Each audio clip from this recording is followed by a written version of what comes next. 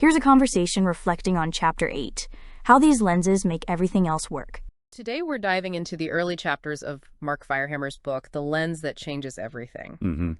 And the core idea he starts with is, well, it's pretty provocative.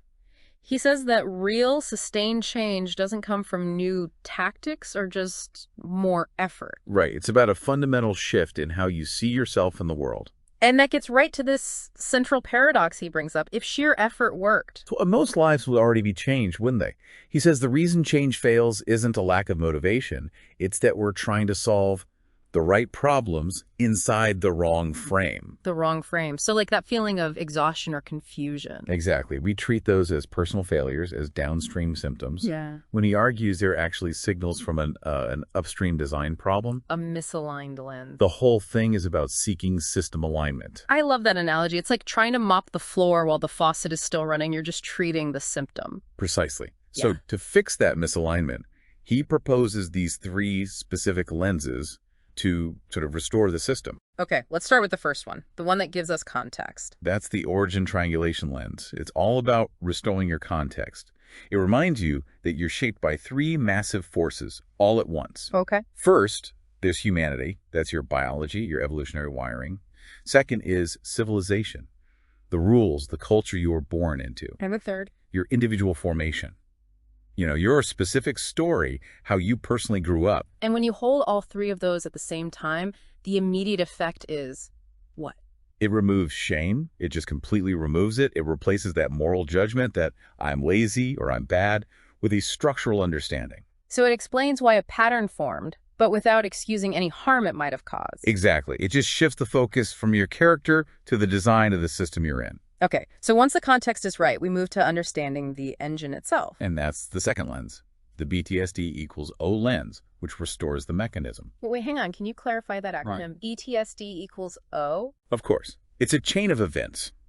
Belief leads to thought, which creates speech, which leads to your deed, and that produces the outcome. Ah, I see. And this is so important because it dissolves confusion. It shows you you're not broken. You're actually running a perfectly coherent process. But inside a distorted rule set, the code is bad, not the computer. You got it. Yeah. That's why just reading a book and knowing better doesn't stick. You're trying to change the deed downstream while the belief upstream is still running the entire show. Which brings us to the third lens. The final, and maybe the most profound one, the all-one-thing lens. This restores relationship. Okay, this idea that separation is an illusion, it can sound a bit philosophical. How does he make that practical? He calls separation the most damaging myth of all.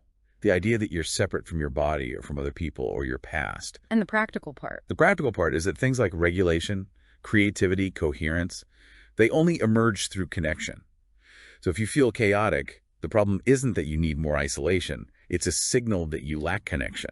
So if I'm tracking all this, the real power is when they work together. You can't just pick one. Absolutely not. Context without mechanism. That's just understanding without any real change. And I'm guessing mechanism without relationship. Becomes cold, mechanical control without any compassion. They have to work in concert. The whole framework then shifts the focus from fixing yourself. Which implies you're defective, right? And moves it towards restoring alignment. And alignment is just the system behaving according to its actual design. That heavy effort we felt before, that was just us rowing against the current of our own humanity. So it's about returning intelligence to places we've been taught to distrust. That resistance, that confusion, they were never signs of weakness. They were just signals. We were reading them through a distorted lens. The work ahead then isn't about more force. It's about permission. So we'll leave you with this to think about. If your confusion, your resistance, and your exhaustion were never signs of weakness, but simply signals misread through a distorted lens, what single action would you give yourself permission to stop performing today? Thanks for listening. Before moving on, take a pause and read the next chapter. The conversation for that chapter will be waiting here when you're ready.